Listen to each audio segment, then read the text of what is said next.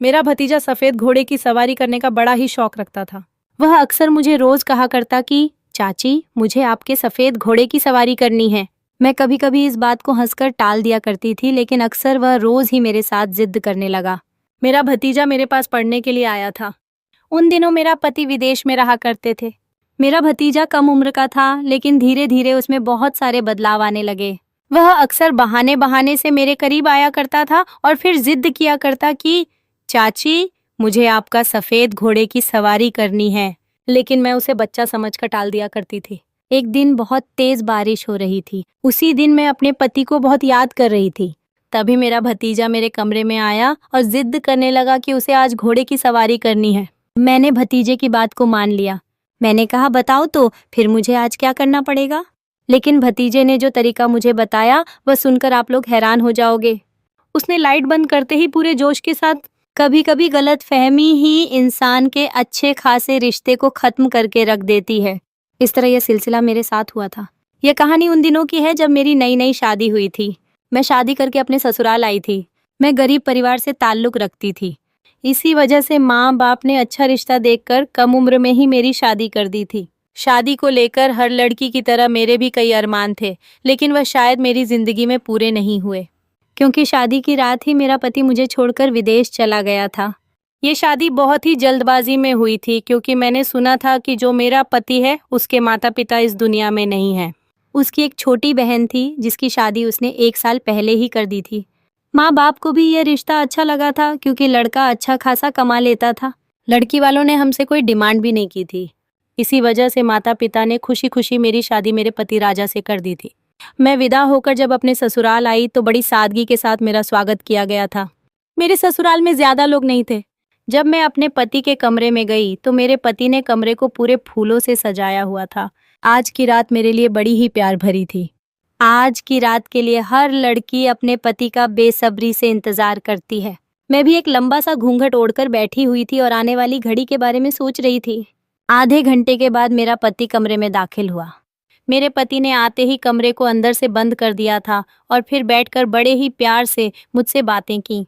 शुरू में तो मुझे बहुत ही ज्यादा हिचकिचाहट हो रही थी, लेकिन धीरे धीरे मैं भी उनके साथ बात करते हुए फ्रेंडली हो चुकी थी।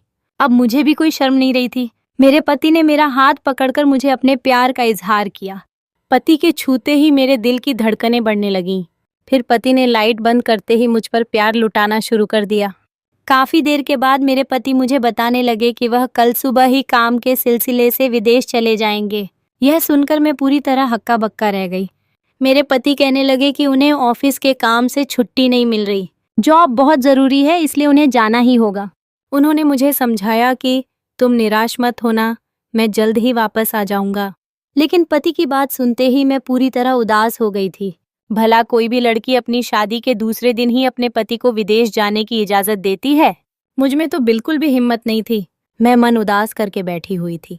मेरे पति मुझे मनाने की पूरी कोशिश कर रहे थे, लेकिन दिन भर की थकावट की वजह से मैं जल्द ही नींद की वादियों में गुम हो गई। सुबह जब मैं उठी तो मैंने देखा कि मेरे पति विदेश जाने के लिए तैयार हो रहे हैं। मैंने उन्हें रोकने की कोशिश भी की और कहा, कुछ दिन बाद चले जाना। लेकिन उन्होंने कहा कि उन्हें अर्जेंट काम है और वह छुट्टी नहीं ले सकते। उन्होंने कहा, तुम चिंता मत करो, मैं जल्द ही वापस आ जाऊंगा। मैं नई नई घर में आई थी, इसी वजह से ज्यादा बहस नहीं की और मन उदास करके उन्हें खुशी खुशी जाने की अनुमति दे दी।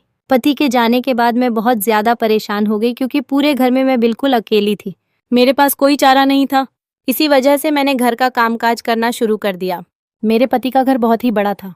घर के पीछे हिस्से में घोड़े का एक छोटा सा अस्तबल बनाया हुआ था, जहां पर 2-3 घोड़े रखे हुए थे। मुझे बचपन से ही जानवरों से बहुत लगाव था। इसी वजह से मैं घर का कामकाज खत्म करने के बाद घोड़ों को खाना देने चली जाती थी। उनमें से एक घोड़ा सफेद रंग का था, जो दिखने में बहुत ही ज्यादा सुंदर था। उसे देखकर मुझे उसके साथ बहुत ही ज्यादा लगाव हो चुका था। वह घोड़े भी मेरी तरह इस घर में पूरी तरह अकेली थी। घोड़े को खाना देने के बाद मैं वापस अपने कमरे में आ गई और अपने पति को फोन लगाने लगी। मेरे पति ने मुझसे बात की, लेकिन मैं तब भी बार बार उन्हें अपने पास बुलाने की जिद करने लगी थी। लेकिन वह बार बार मुझे यही कह रहे थे कि तुम थोड़े दिन इंतजार करो।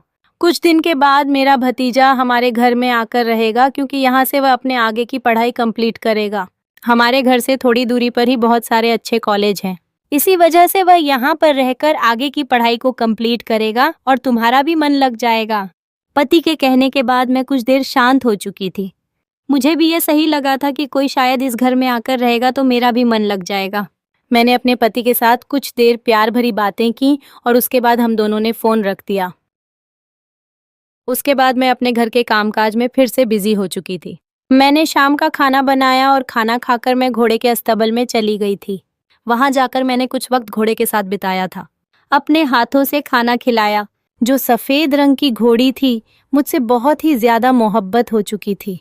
उसकी आंखें पूरी नीली थीं। मैं जब भी उसके करीब आती तो वह मेरे आगे गर्दन झुका लेती, ऐसा मानो कि वह मेरे एहसासों को समझ रही हो। मैं वहीं अस्तबल में बैठकर उस सफ़ेद घोड़ी के साथ बहुत सारी बातें करने लगी थी। मुझे भी उसके साथ वक्त बिताना अब अच्छा लगने लगा था। उसके बाद वह सारे घोड़े सो चुके थे तो मैं दोबारा अपने कमरे में आ चुकी थी और फिर बहुत ज़्यादा थकी होने की वजह से मैं गहरी नींद में चली गई। सुबह मैं जल्दी उठकर घर के कामकाज करने लगी। उसके बाद घोड़े के अस्तबल में जाकर उन्हें भी चारा दिया। चारा देकर मैं कमरे में आ गई और कमरे में आकर फ्रेश होने लगी। जब मैं फ्रेश होकर निकली तभी घर के दरवाजे की जोर से बेल बजने लगी थी।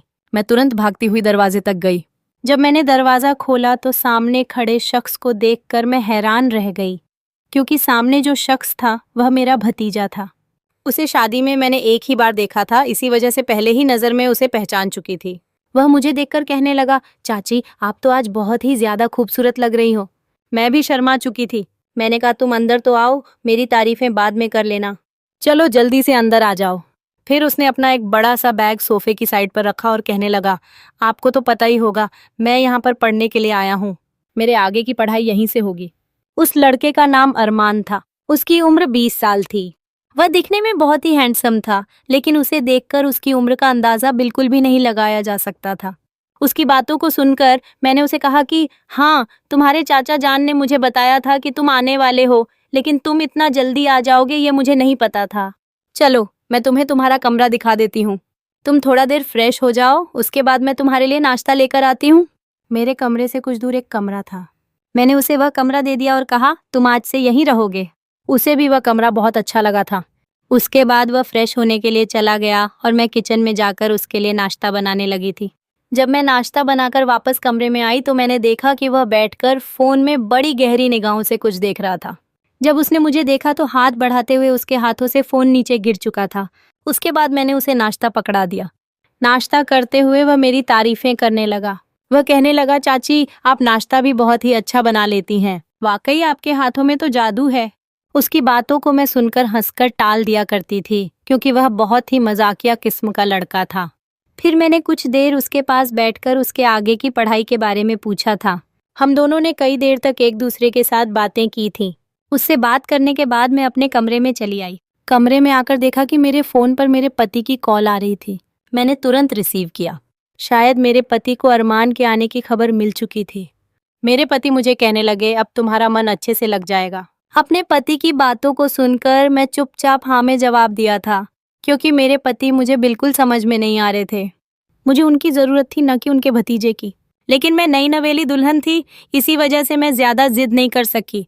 मैं चुपचाप अपने पति की बातों को अच्छे से सुन रही थी और उसके बाद हम दोनों ने फ़ोन रख दिया। कुछ देर बाद मैं आराम किया और उसके बाद घोड़े के अस्तबल में जाकर उन्हें चारा देना शुरू कर दिया। आज जो मेरी सफ़ेद रंग की घोड़ी थी बहुत ही ज़्यादा उछल रही थी।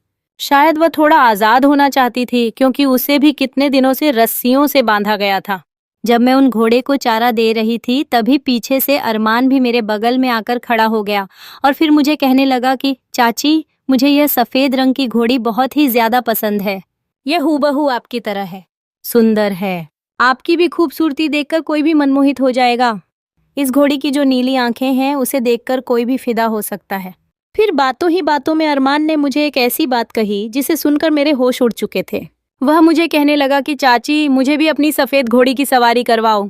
कुछ देर तो मैं उसके सवालों को सुनकर चुप हो चुकी थी। फिर उसके बाद मैंने हंसकर उसकी बातों को टाल दिया था। कुछ देर हम वहीं अस्तबल में बातें करते रहे। उसके बाद हम दोनों घर में आ चुके थे। घर में आने के बाद अरमान मुझे कहने लगा कि चाची आज मैं अपने दोस्तों के घर जा रहा हूँ। इसी वजह से थोड़ी देरी हो जाएगी, क्योंकि मेरे दोस्त यहीं हॉस्टल में रह रहे हैं। मैंने उसे जाने की आज्ञा दे दी थी। उसके बाद वह रात को वापस आया। रात को मैं खाने पर उसका इंतज़ार कर रही थी। जब वह आया तो हम दोनों ने बैठकर रात का डिनर किया। डिनर करते हुए ही अरमान फिर से कहने लगा कि चाची, मुझे अपनी घोड़ी की सवारी कब करवाओगी। इस बात को सुनकर मैं फिर से हंसकर टाल दिया करती थी। मैंने सोचा कि यह तो बच्चा है, इसे क्या समझ होगी कि ये क्या बोल रहा है, लेकिन शायद यह मेरी गलतफहमी थी। डिनर करने के बाद अरमान अपने कमरे में सोने के लिए चला गया। मैं भी सोने के लिए चली गई थी। मैं घर के कामकाजों की वजह से बहुत थक चुकी थी। इसी वजह से मैं भी अपने कमरे में जाकर जल्द ही सो चुकी थी। लेकिन रात को मुझे कुछ अजीब सी आवाज सुनाई देने लगी। मैंने उन आवाजों पर ज्यादा ध्यान नहीं दिया। जब मैं सुबह उठी तो मेरे दिमाग में रात वाली बात घूमने लगी थी। किचन में जब काम कर रही थी तो मैं उन आवाजों को गहराई से सोच रही थी, लेकिन तभी पीछे से अरमान कब आकर खड़ा हो गया मुझे मालूम ही नहीं चला। उसने मुझे एक बार आवाज भी लगाई, लेकिन मैंने उसकी आवाज को नहीं सुना। तभी उसने आकर मुझे पीछे से पकड़ लिया। उसके पकड़ने से मुझे अजीब सी हलचल होने लगी थी। वह कहने लगा, चाची जान, मैं कब से आपको आवाज लगा रहा हूँ, लेकिन आप मेरी बात को सुन ही नहीं रही। आज मैं दोपहर को नहीं आऊंगा क्योंकि आज मैं अपने कॉलेज में एडमिशन करवाने जाने वाला हूँ।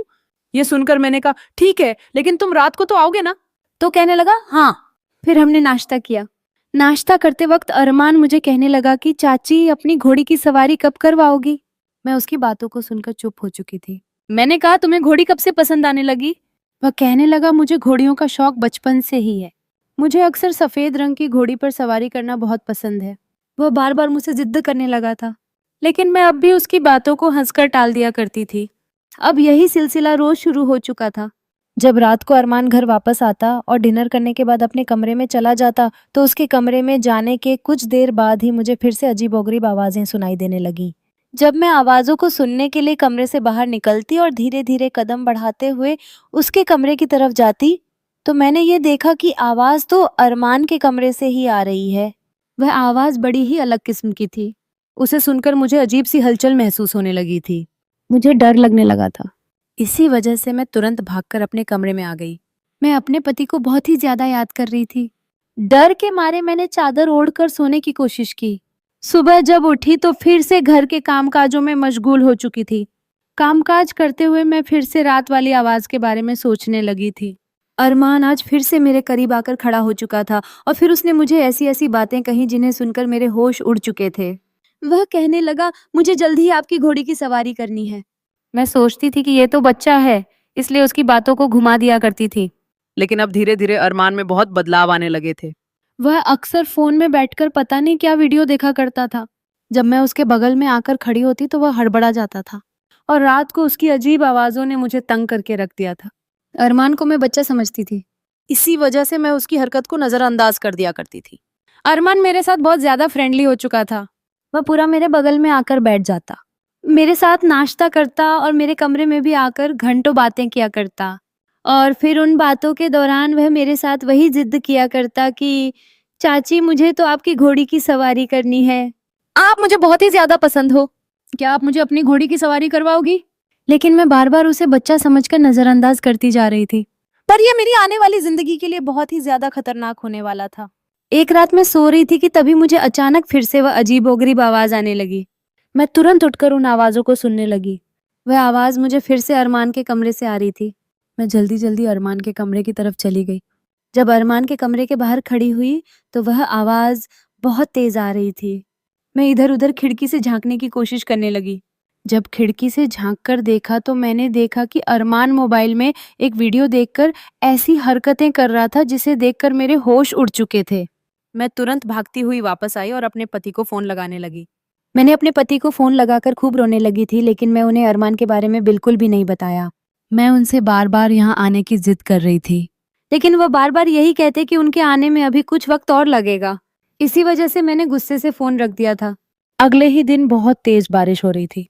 मैं आज जल्दी सुबह उठ चुकी थी। आज मुझे अपने पति की बहुत ही ज्यादा याद सता रही थी। रात भर मैं बहुत परेशान रही थी। मैंने सोचा था कि मैं अरमान के बारे में अभी किसी को कुछ नहीं बताऊंगी। जब मेरे पति आ जाएंगे तब उन्हें अपनी आंखों से यह सारी हकीकत दिखाऊंगी, क्योंकि अगर मेरी बात पर विश्वास न किया गया तो शायद वह मुझे ही इस घर से निकाल दें। अरमान उस घोड़ी के साथ बहुत ही ज्यादा खुश था। घोड़ी को भी उससे बहुत लगाव हो चुका था। ये सब मैं दूर से देख रही थी। तभी मैं सोचने लगी, जो रोज रोज अरमान मुझसे जिद किया करता था कि उसे सफेद घोड़े की सवारी करनी है, कहीं वह इसकी ही बात तो नहीं कर रहा था। कहीं मन ही मन में मैंने उसे गलत तो नहीं समझ लिया। लेकिन अगर ये बात थी तो फिर रात को वो फोन में वीडियो देखकर अजीब अजीब हरकतें क्यों कर रहा था? मेरे मन में अभी भी बहुत सारे सवाल चल रहे थे जिनका जवाब सिर्फ और सिर्फ अरमान ही दे सकता था। इसी वजह से अब मैं अरमान का इंतजार करने लगी। अरमान घोड़ी के साथ कुछ देर वक्त बिताकर वापस घर आया, तब अपने कमरे में चला गया। मैं भी उसके पीछे पीछे कमरे में चली गई। मैंने तुरंत कमरे को अंदर से बंद कर दिया।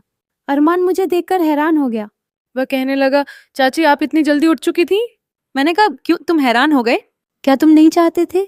मैं अजीबोगरीब बातें करने लगी, लेकिन वह मेरी बातों को अच्छे से समझ चुका था। वह तुरंत कहने लगा, वो मेरा ऐसा कोई मतलब नहीं था। मैंने कहा, तो फिर कैसा मतलब था? तुम तो रोज कहते थे कि तुम्हें सफेद रंग की घोड़ी की सवारी करनी है। तो वह बोला, पर जी चाची, हाँ मैं तो कहता था। मैंने कहा, तो क्या तुम असल में उस सफेद रंग की घोड़ी की ही बात कर रहे थे? वह कहने लगा, हाँ चाची, क्योंकि मुझे वह सफेद रंग की घोड़ी बहुत पसंद थी। मुझे बचपन से ही घोड़ों का बहुत शौक है। जब मैं छोटा था तब अपनी दादी के घर जाया करता था। दादी के वहां बहुत सारे घोड़े भी हुआ करते थे। मैं उनकी सवारी भी किया करता था। लेकिन एक बार मैं घोड़े से गिर गया था, जिसकी वजह से मेरी टांग में फ्रैक्चर आ गया था। घर वालों ने मुझे घोड़ों से दूर रहने के लिए कह दिया, लेकिन मुझे उनसे बहुत मोहब्बत थी। इसलिए जब मैं यहाँ आया और उस घोड़ी को देखा तो मुझे पुरानी बातें फिर से याद आने लगीं। लेकिन मैं घोड़े पर सवारी करने का तरीका भूल चुका था। मैंने कहा, फिर तुम कैसे उस घोड़ी की सवारी कर रहे थे? वह घोड़ी भी तुम्हारी बात को अच्छे से समझ रही थी। तो वह कहने लगा, चाची, वह इसलिए क्योंकि मैं रात भर फोन पर घोड़ों को समझाने की वीडियो देखा करता था। उनमें बताया जाता था कि घोड़ों को कैसे सवारी कराते हैं। उसी का तरीका सीख रहा था। जब मैंने अरमान के मुंह से ये सारी बातें सुनी तो मुझे अपनी गलती का एहसास होने लगा। मुझे अपने आप पे बहुत शर्मिंदगी महसूस हुई। मैं उसे गलत समझ बैठी थी। लेकिन वह तो बहुत अच्छा लड़का था। उसे भी मेरी तरह जानवरों से बहुत मोहब्बत थी। लेकिन मैंने उसे गलत समझ लिया। शायद अगर मैं उससे एक बार बात कर लेती तो सच पहले ही सामने आ जाता। फिर हम दोनों बैठकर कई देर तक एक दूसरे से बातचीत करने लगे। उसी दौरान अचानक घर की बेल बजने लगी। मैं तुरंत भागती हुई दरवाजा खोलने के लिए गई। दरवाजा खोला तो सामने अपने पति को देखकर मैं पूरी तरह चौंक गई। मेरे पति सामने खड़े थे। मुझे देखकर वह बहुत खुश थे। उन्होंने मुझे सरप्राइज दिया था। वह कहने लगे, तुम बार बार जिद करती थी और मैं भी समझता हूँ कि तुम्हारी नई नई शादी हुई है। अपने पति को दूसरे ही दिन अपने से दूर करना किसी औरत के लिए बहुत कठिन काम होता है।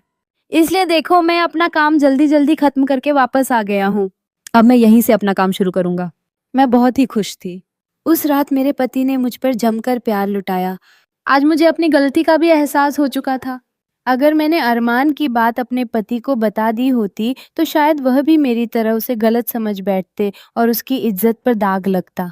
वह तो भगवान का शुक्र है कि समय रहते ही उसने हमारी आंखें खोल दी। दोस्तों, अगर कहानी अच्छी लगी हो तो लाइक, सब्सक्राइब और शेयर जरूर करें। धन्यवाद।